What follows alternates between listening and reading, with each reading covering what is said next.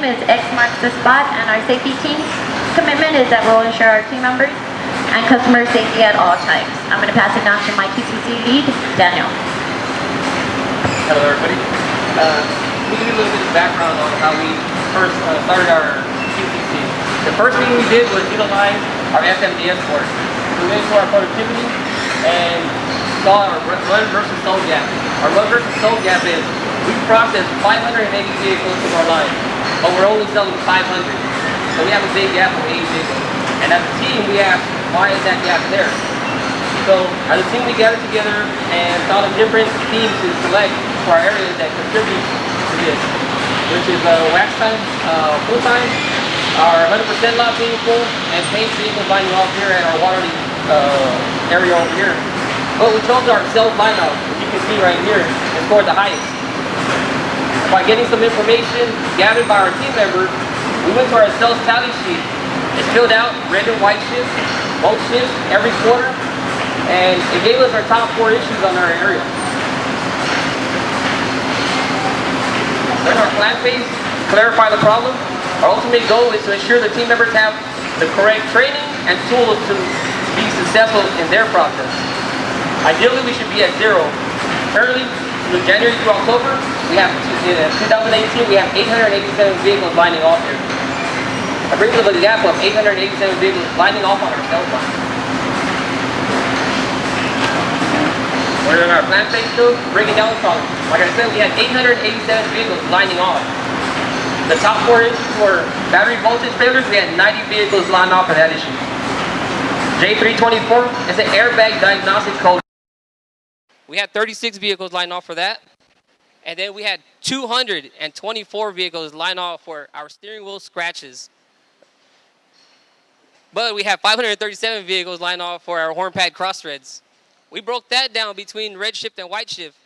As you can see, our numbers are similar in comparison, but we're using the same part, we're using the same bolt, and we're using the same tool, both Tacoma and Tundra vehicles, red and white shift. So that brings us to our process. So we took a look at the processes for our sales line. It consists of install, diagnostics, left-hand, right-hand pre-sales, and our sales desk. The point of concurrence is install. Now our flow of our process flow is the team member selects that horn pad, they install the horn ground, they install the horn pad wire harness, then they set that horn pad onto the steering wheel. But it's when they go and torque the left-hand and right-hand bolts, which give us our point of occurrence, is where we're receiving those cross threads. I'd like to pass this over to Yolanda. Continuing our plan phase, our target is to reduce 887 sales line-offs to 350 by January 2019. You can see at this graph that currently we have 537 horn pad cross threads. Ideally, we would like it at 0. This graph shows that if we reduce the 887 sales line-offs to 350, our impact overall gap would decrease by 61%.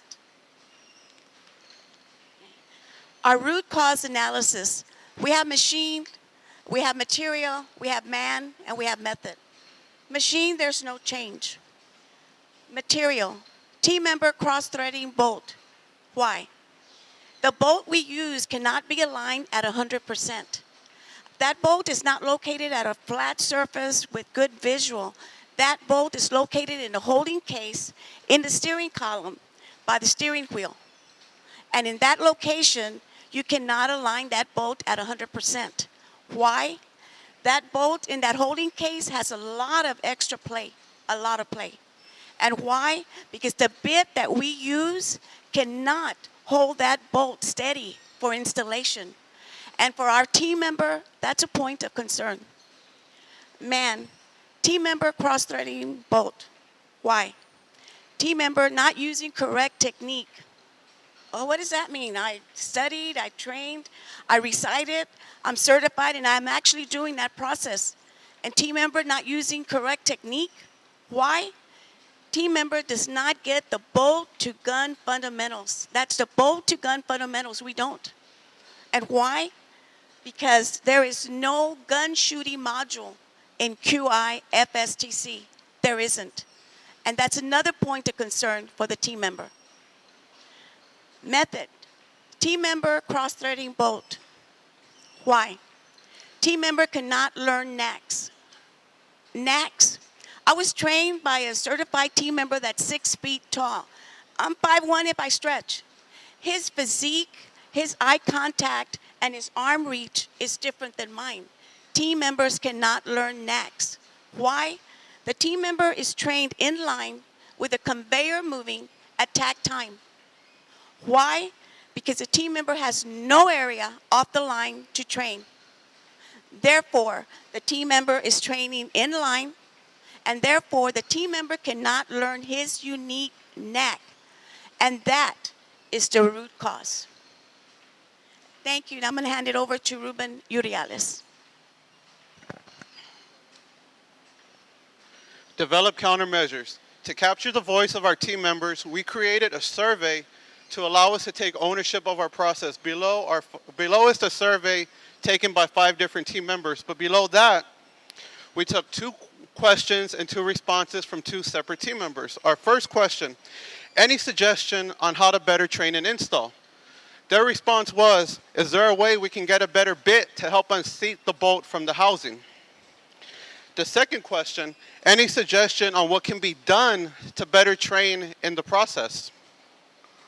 Is there a way that we can learn better techniques to hold the bit gun, to shoot the bit, and can we just go to assembly FSTC training? It's there, so let's utilize it. From the survey, we were able to develop our countermeasure selection matrix. To countermeasure our first point of concern, to create a bit to help unseat the bolt. To countermeasure our second point of concern, send team members red and white shift to assembly FSTC training. But ultimately, to countermeasure our root cause, build a dojo to help train team members in the proper techniques, the proper method, and their unique knacks needed for airbag install, and just to give them the opportunity to train offline.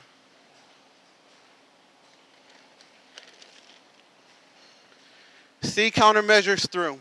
On October 1st, the team met to design the new bit, and with that, we have 3 design points. Our first design point, it was good, it was sturdy, but the team members who trained with it, they all said the same thing. It just didn't feel right. Our second point was good, it was better, but it broke apart after 2 different shots because it was held together by tape and a spring. So taking the best from 1 and 2, that's where we came up with the current bit that's being used in process. And with that, Daniel was able to build, the team was able to trial, and we were able to implement the new bit November 1st. On October 3rd, John and Anthony met to schedule red and white shift sales team members to attend assembly FSTC training. On October 4th, red and white shift sales team members began attending FSTC training, but with that, nothing is ever easy. We ran into the issues rotating team members in and out of process. Team leaders jumping in and out of process to help with the rotation due to lack of manpower. PTO, call-ins, whatever the case was. We had to work around assembly with their new hires because they're not going to let QI take precedence over their people. They just won't. But with that, we're able to complete it October 19th. On October 2nd, the team met to design the new dojo, and with that, some of our design concepts were a tabletop dojo. It just wasn't practical. Our second concept was a dojo where you could clip onto the railing, but you don't shoot the bit standing up. It doesn't make sense. So ultimately, we came up with this design concept, a full-scale model of a Tundra Tacoma driver's side. And what most people fail to realize, when you're shooting the bit, it's not a up, left, straight shot. It's actually 2 angles. As soon as you're shooting your first angle, you're already transitioning into your second angle. And it's just more practical. So with that, Daniel was able to build, the team was able to trial, and we were able to implement the new dojo November 1st. With that, let me hand it over to David Modis. Thank you, Ruben. Confirmed results. Before implementing our countermeasures, our graph indicates here that as of January through October of 2018, we had 537 vehicles line off due to cross threads. However, after implementing our countermeasures, we now show that from November 2018 through April of 2019, that number has been reduced now to 37 vehicles line off due to cross threads, resulting in a 93% decrease in vehicles line offs. Standardized successful process.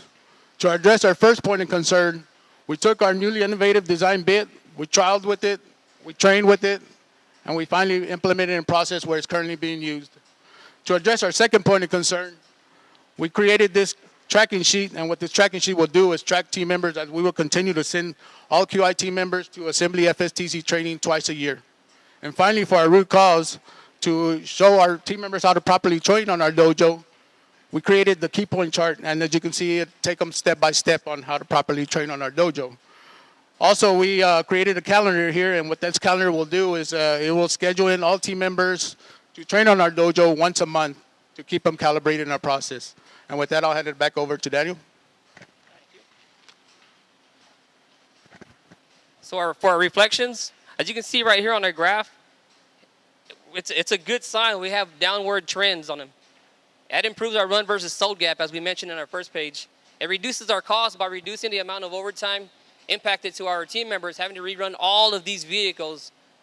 It also decreases the potential of horn pad mutilations for our area. And JKK and RJ, so now we're able to provide the necessary conditions for the bit and to process, which helps the team members align correctly, sending the team members to safely learn techniques on how to shoot that bolt, which that is definitely a necessary condition for our team members in our area, and to provide the necessary condition for the dojo to help them train offline.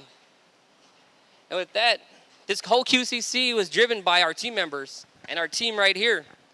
They also wanted to yokoten our new design dojo into two different areas in our same process, which is diagnostics. They wanted us to try to learn how to install the OBD cord while in process at 54 seconds and just plug it in. It's as easy as that.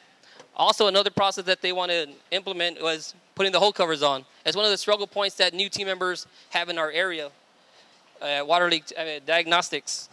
And another one for our Water League 2 process, we do our shifter checks. That's another thing that they want to implement over here is do their shifter checks over here as well. You can see they had 3 points of concerns in our area.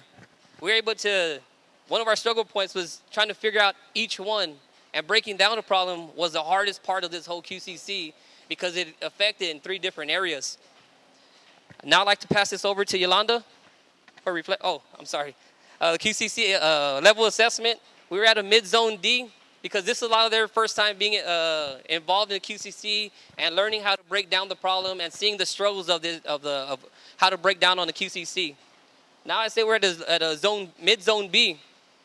They learned a lot out of this QCC. I've learned a lot out of this QCC. It takes more than just one item to complete it. Now I'd like to pass it over to Yolanda. You know, I've been working here a long time, and I didn't know what a QCC was. So when I became aware of this QCC, X marks the spot, I immediately volunteered. And what I learned is all this time that I've been on the line, I never realized that my superiors were compiling reports, gathering data to focus and target problems that the team members are having on the line. And then we get a group of team members with them, and we brainstorm to implement changes or improvements. This is just great. And in my opinion, QCC is not only valuable, but it's vital to the team member here at Toyota. Thank you. What I'm able to take away from this QCC is I have a better understanding of the problem-solving method that the plant uses to solve its issues. But personally, for those of you who saw me on my first report out, I couldn't public speak. As a matter of fact, I was ready to drop the mic, walk away, and not look back. But now, as a person, I feel I'm more confident as a public speaker. And the next time I'm invited for another QCC, as a team member, I feel that I can contribute more. And the more I learn, one day I hope to lead a QCC of my very own. David? Thank you. Participating in this quality circle has been a big learning experience for me. I've learned a lot of skills that I'll be able to utilize as I further my career with Toyota. The tools and the methods that go into developing a quality circle is something that was new to me. So, for example, one of the tools was the FMDS board. Didn't know too much about that prior to participating in this circle. So now I have a little bit better understanding on that. Another tool is the dojo. I can't say enough of that, of this tool. I'm very happy and excited that we have this tool now here in our department. I think this is going to benefit our department so much. Now we won't have to train online. You know, now we'll be able to train offline. So that's going to benefit our team members so much. So with that, thank you. Before I close this QCC out, I'd like to ask if anybody wants to see a demonstration on the dojo after the QCC. More than willing to just come by and we'll demonstrate it for you. But with this concludes our QCC, opening up for questions.